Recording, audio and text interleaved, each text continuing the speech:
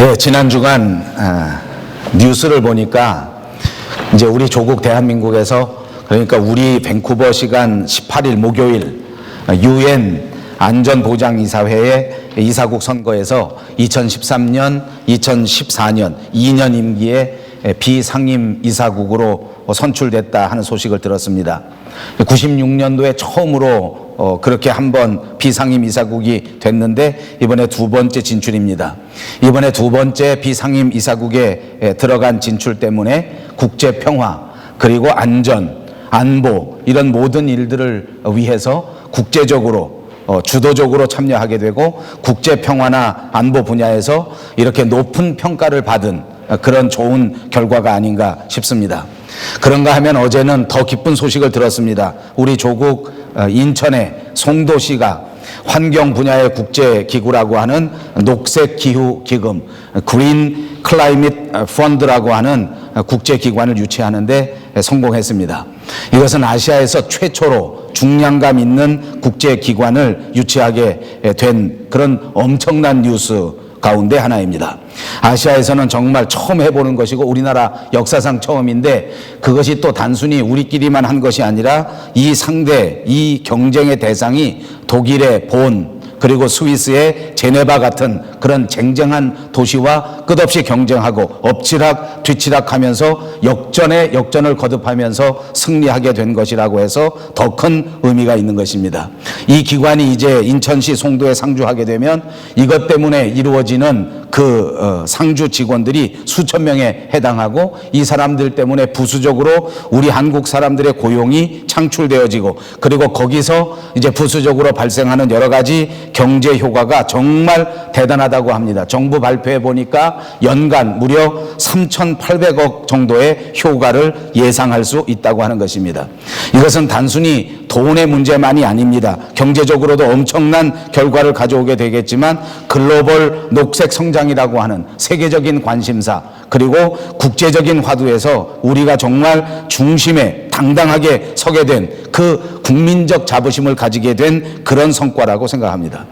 그 신문 보도에 보니까 인천시장은 유명한 야당 정치인이었습니다. 그런데 국가의 큰 사업을 위해서는 야당 정치인인 이 인천시장과 그리고 장관 그리고 대통령 모두가 다 같이 합심해서 이런 큰 일을 감당하고 또 지방정부 그리고 중앙정부가 서로 힘을 합쳐서 국익을 위해서 최선을 다해서 열심히 뛰었다 하는 소식을 들었습니다. 저는 생각할 때 우리 조국의 정치인들은 전부 아무데도 쓸데없는 다 망할 사람들인 줄 알았는데 이 소식을 들으니까 야당 정치인들도 쓸만한 사람이 많고 또 여당 정치인들도 아주 망할 사람들은 아니구나 하는 생각이 들면서 그 기쁨이 2배가 되었습니다. 모쪼록 우리 하나님께서 더더욱 충만한 은혜를 나리워 주셔서 두고 온 우리 조국이 무궁하게 발전해 나가기를 주님의 이름으로 기원합니다.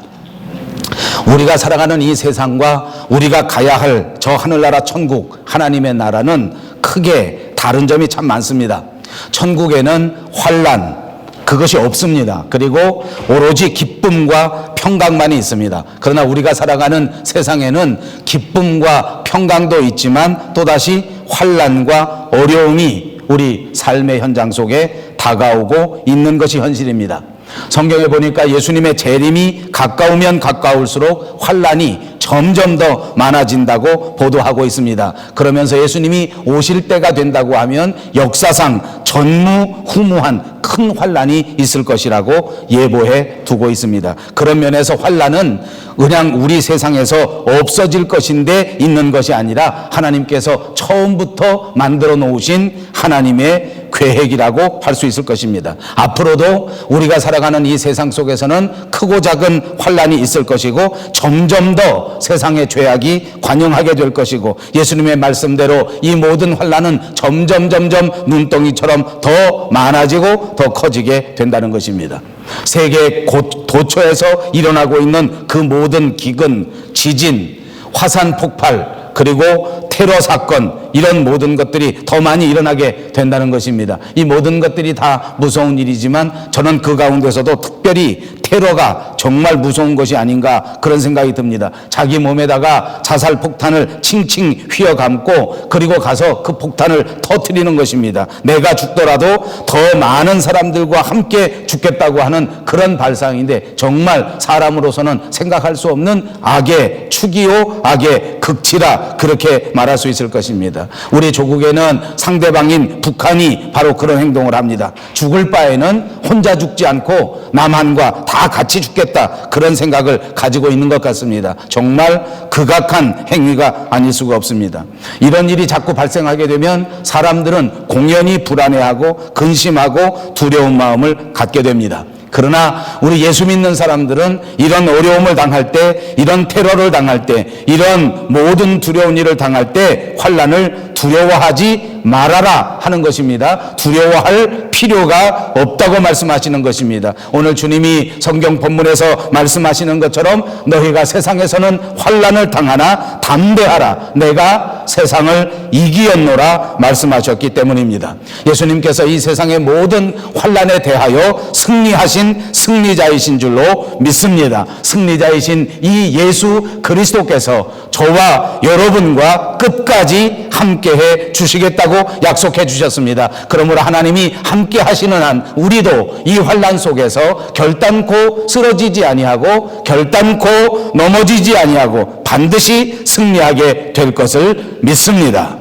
예수님께서 우리에게 주시는 평안은 세상이 주는 평안과 같지 않다고 말씀했습니다. 이 세상에서 주는 평안도 있습니다. 그러나 사실은 완전한 평안을 찾을 수가 없는 것입니다. 찾는다 하더라도 그 평안이 완전할 수 없고 불완전한 평화에 불과한 것입니다. 그러므로 예수님께서 우리에게 평안을 주신다고 하는 것은 완전한 평안을 주시는 것인데 그것은 어떤 상황 속에서도 어떤 역경 속에서도 평안을 누릴 수 있다는 것을 의미하는 것입니다. 예수님께서는 우리를 사랑하셔서 우리에게 이 큰 사랑으로 넉넉히 평안을 나리워 주시고 그 평안 때문에 우리는 환경을 극복하고 여건을 극복하고 환난마저도 극복하면서 승리할 수 있다고 말씀해 주시는 것입니다. 그러면 우리가 이 세상에서 살아갈 때 과연 무엇이 승리이겠습니까? 환난이 다가온다고 할지라도 그 환난 속에서 쓰러지지 않는 것이 승리인 줄로 믿습니다.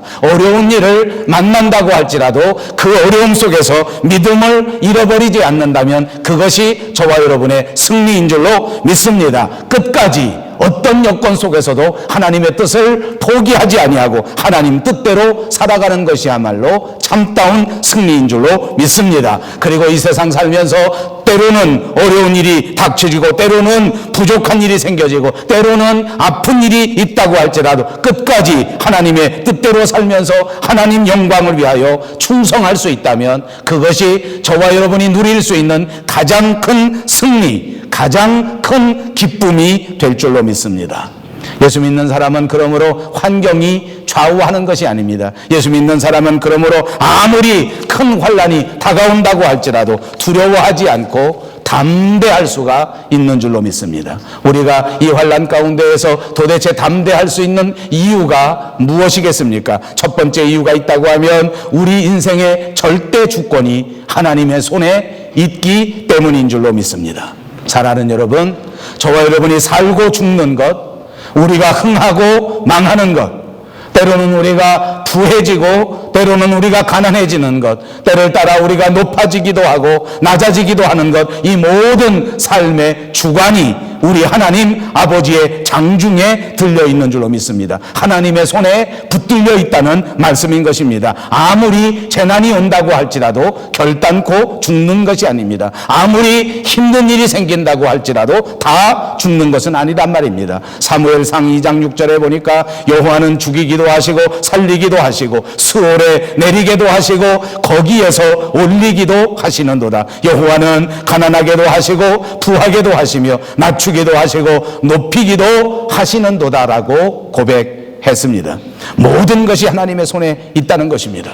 그러므로 망할 때가 있으면 하나님께서 반드시 흥하게 하시는 때가 있다는 것입니다. 지금은 때로는 넘어져 있는 것 같이 힘든 상황이 있지만 하나님이 붙잡으셔서 반드시 일으켜 주시기만 하면 우뚝 서서 일어날 수 있게 되는 것입니다.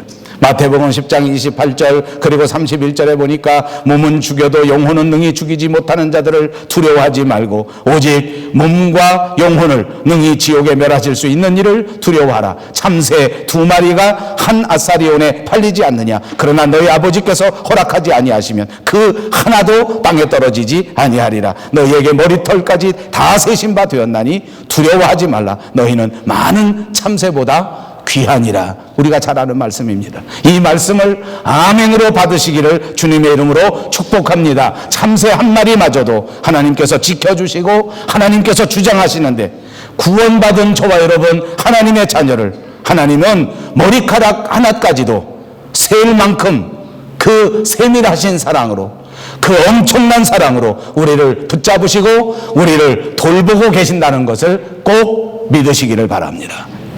두 번째, 우리가 실망하지 않고 담대할 수 있는 이유는 예수 믿는 사람이야말로 심판의 대상이 아니기 때문입니다.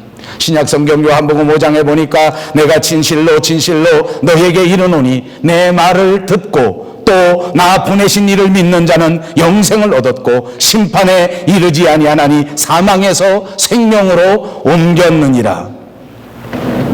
여러분, 예수님을 다 마음속에 구주로 영접하셨습니까? 여러분 살아가시면서 과연 예수님을 여러분의 구주로 믿습니까?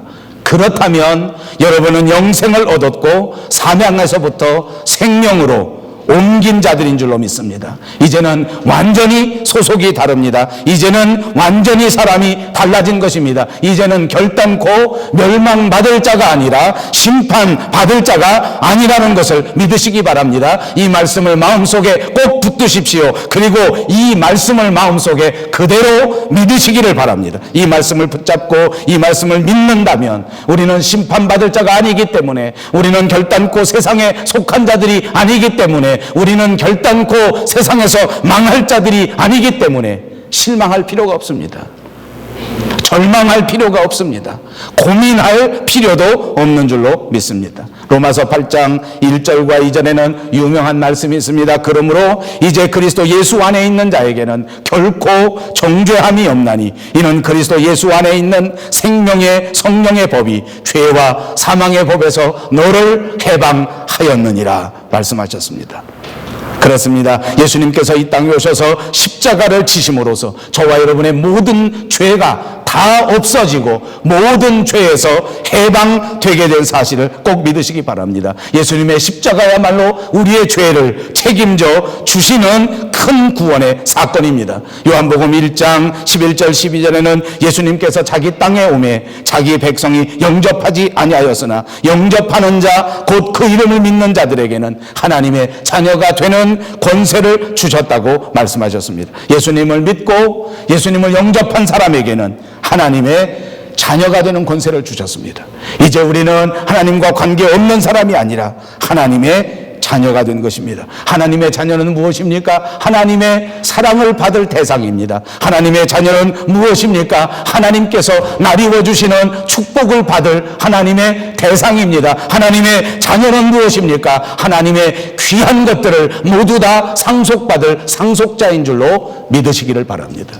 저와 여러분의 신분이 바로 그런 신분입니다. 하나님께서 사랑하시는 대상이요, 하나님께서 축복하시는 대상이요, 하나님의 아름다운 하나님의 나라를 다 물려주실 그 상속자라고 하는 사실입니다. 세 번째, 우리가 이 환난 가운데에서도 결단코 실망하지 않을 수 있는 이유는 성령께서 언제나 우리와 함께 하시기 때문입니다. 요한복음 14장 16절 18절에 보니까 내가 아버지께 구하겠으니 그가 또 다른 보혜사를 너희에게 주사 영원토록 너희와 함께 있게 하리니 그는 진리의 영이라. 세상이 능히 그를 받지 못하나니 이는 그를 보지도 못하고 알지도 못함이라. 그러나 너희는 그를 아나니 그는 너희와 함께 거하시며 또 너희 속에 계시겠음이라. 내가 너희를 고아와 같이 버려두지 아니하고 너희에게로 오리라. 우리에게 약속해 주신 것입니다. 예수 믿는 사람들, 저와 여러분에게는 성령께서 영원히 함께 하시겠다고 약속해 주셨습니다. 이 말씀도 그대로 믿고 그대로 붙잡으시기를 주님의 이름으로 축복합니다. 이 말씀을 믿는 한 우리는 담대할 수 있지 않습니까? 이 말씀을 믿는다면 우리는 어떤 상황 속에서도 평안할 수 있는 줄 믿습니다. 중국에서 모택동이 문화혁명을 일으켰습니다. 그때 이제 많은 선교사들을 다 추방했습니다. 그때 당시에 예수 믿는 선교사들이 중국에 가서 선교를 하고 그런대로 어려운 형편 속에서 예수님을 전해서 믿는 사람들이 생겼는데, 그런데 그만 이때 잠시 동안 다시 박해가 다가와서 더 이상 예수를 전하지 못하고 선교 활동을 하지 못하고 다 추방 명령을 받고 중국을 떠나야만 되는 상황이 된 것입니다. 안타까운 마음을 가지고 떠나게 된 선교사 한 분이 그동안 자기가 제자 훈련을 시키고 그동안 자기가 믿음 훈련을 시킨 중국의 지도자들을 다 불러서 차를 대접하면서 대화를 나누고 있습니다. 그리고 정말 안타까운 마음에 이런 말을 했다고 합니다. 이제 앞으로 정말 큰 환란이 다가올 것이다. 예수 믿는 것 때문에 핍박당하고 예수 믿는 것 때문에 붙잡혀가고 예수 믿는 것 때문에 정부의 탄압을 아주 크게 받을 건데 도대체 당신들이 잘 견딜 수 있겠는가? 이제 떠나가야만 하는 선교사가 남은 예수 믿는 사람들 향해서 이렇게 물은 것입니다. 그러자 이제 그때 중국에서 훈련받은 그 중국의 지도자들이 가만히 앉아서 서로 얼굴 마주보고 어떻게 대답할까. 한참 있다가 어느 선교사 한 분이 어느 제자 한 분이 그렇게 대답했다고 합니다. 선교사님, 우리가 마시는 이 찻잔의 티백은 뜨거운 물 속에 들어갔을 때에 망하거나 없어지는 것이 아니라 오히려 뜨거운 물 속에 들어가서야 제 맛을 내고 있지 않습니까? 두고 보십시오. 선교사님이 우리에게 가르쳐 주신 그 믿음 우리가 꼭 간직하고 우리 믿음이 거짓이 아니고 진실이라고 하는 것을 이 환난 가운데에서 이 고난 가운데서 반드시 입증해 보이겠습니다. 이렇게 말했다는 것입니다. 그리고 정말 환난이 다가옵니다. 고난이 다가옵니다. 핍박이 다가왔습니다. 그동안에 세워졌던 모든 교회가 다시 없어져 버렸습니다. 그래서 믿는 사람들은 이제 지하로 들어가서 숨어서 마음껏 찬송도 할 수 없고 마음껏 기도할 수 없는 상황 속에 빠지고 말았습니다. 그런데도 불구하고 나중에 등소평이 개방을 하고 나서 교회를 허락하고 보니까 예수 믿는 사람 숫자가 줄어든 것이 아니라 중국 안에 있는 예수 믿는 사람이 훨씬 더 많이 늘어났다는 거예요. 지하에 들어가서 그 엄청난 핍박 속에서도 믿음을 포기한 것이 아니라 정말 티백처럼 그 안에서 더 아름다운 그리스도인의 삶을 살고 더 아름다운 그리스도의 향기를 발휘했다는 것입니다. 어떻게 이런 일이 가능했겠습니까? 주의 성령께서 이 사람들을 지켜 주셨기 때문입니다. 이렇게 지켜주셨던 그 주의 성령이 저와 여러분을 지켜주실 줄로 믿습니다. 네 번째 이유도 있습니다. 환난이 오히려 우리에게 유익이 되기 때문에 우리는 두려워할 필요가 없습니다. 로마서 8장 28절에는 우리가 알거니와 하나님을 사랑하는 자 곧 그의 뜻대로 부르심을 입은 자들에게는 모든 것이 합력하여 선을 이루느니라. 그렇습니다. 환난마저도 그리스도 안에서 협력하여 선을 이룬다고 하는 사실을 꼭 믿으시기를 바랍니다. 때로는 여러분, 우리가 밴쿠버에 살면서 이민 생활할 때 우리도 어려움을 당할 수 있습니다. 때로는 우리가 질병 때문에 슬픔 속에 빠지기도 합니다. 때로는 외로움 속에서 어려움을 겪을 수 있습니다. 그러나 사랑하는 여러분, 이 모든 외로움도 이 모든 아픔마저도 반드시 합력하여 선을 이룬다는 사실을 믿으시기 바랍니다. 그러므로 하나님께서는 이 성도들에게 이 환난을 허락하실 때에 이 이유가 있기 때문입니다. 이것이 모두가 합력하여 선을 이룰 수 있기 때문입니다. 환난마저도 저와 여러분에게 유익하기 때문에 허락해 주시는 것입니다. 여러분, 환난이 무슨 유익이 있겠습니까? 환난은 아픔, 그리고 환난은 괴로움, 그런 것인데 이것이 과연 무슨 우리에게 유익이 있겠느냐 말입니다. 그러나 우리가 가만히 생각해보면 모두가 다 잘 알 수 있습니다. 생각해 보십시다. 환난, 그것이 모두가 다 아픔은 아닙니다. 환난이 다가오면 오히려 우리에게 유익이 있습니다. 첫째, 우리 믿는 성도들은 환난이 다가오면 하나님 앞에 간절히 기도하게 됩니다. 아프니까 더 열심히 기도하게 됩니다. 힘드니까 하나님 앞에 기도할 수밖에 없지 않습니까? 간절히 기도합니다. 여러분, 환난을 만나서 간절히 기도하다 보면 저절로 죄를 깨닫게 되고 저절로 하나님 앞에 회개하게 되지 않습니까? 이렇게 죄를 깨닫고 죄를 회개하니까 나는 가만히 있는데 내가 거룩해지는 것입니다. 하나님이 원하시는 모습으로 변화되는 것입니다. 생각이 거룩해지고 마음이 거룩해지는 것뿐만 아니라 환난 속에서 거룩한 삶을 살 수 있게 되는 것입니다. 여러분, 기도해 보십시오. 기도할 때, 환난을 만나서 기도했을 때라도 하나님께서는 하늘 문을 활짝 여시고 그리고 큰 은혜를 내리워 주시는 것입니다. 여러분, 은혜 받으면 어떻게 됩니까? 믿음이 무럭무럭 자라납니다. 여러분, 믿음의 은혜를 받으면 어떻게 됩니까? 믿음이 자라나게 되면 담대한 마음이 들어지면서 환난이 무섭지가 않습니다. 고난이 와도 무섭지가 않습니다. 여러분, 기도 많이 해보십시오. 조금 아파도 하나도 무섭지 않습니다. 죽음도 두렵지 않게 되는 경지에까지 이르게 되는 줄로 믿습니다. 여러분, 기도 많이 하니까 하나님이 은혜를 주셔서 환난 속에서도 평강을 주더라고요. 어려움 속에서도 마음의 평안을 주더라고요. 담대하게 이겨나갈 수 있는 믿음을 하나님이 주시더라고요.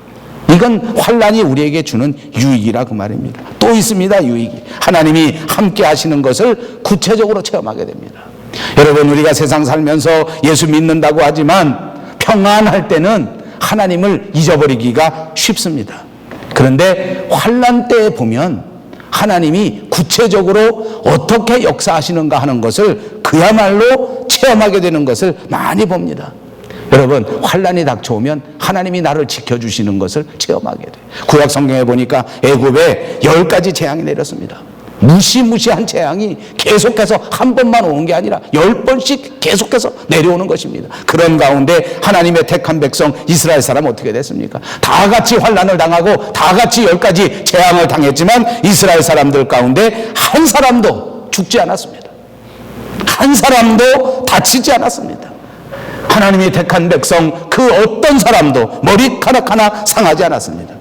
하나님께서는 이렇게 역사하시는 것입니다. 하나님이 하시는 일에는 실패가 없으십니다. 하나님이 하시는 일에는 실수가 없습니다. 10번이나 그렇게 심한 재앙이 계속되었다고 할지라도 하나님의 백성은 하나님께서 구체적으로 붙잡으시고 하나님께서 지켜주시고 하나님께서 보호하신단 말입니다. 홍해 앞에서도 하나님께서는 이스라엘 백성들에게 홍해를 육지같이 갈라서 건너가게 하시고 이스라엘 백성들이 광야의 길에 가서 먹을 것이 없을 때에도 하나님께서는 불기둥과 구름기둥을 동원하시고 그들에게 만나와 메추라기를 동원하여 먹이시고 반석에서마저 물이 나게 만드셔서 그들을 지켜주셨습니다.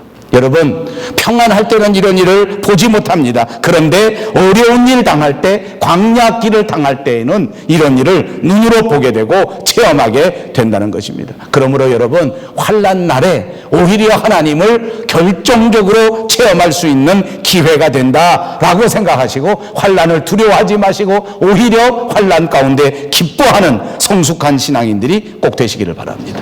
유익이 또 있습니다. 이런 환난이 다가오면 그때를 통하여 하나님 앞에 죽도록 충성할 수 있는 결단의 기회가 생겨지게 되는 것입니다.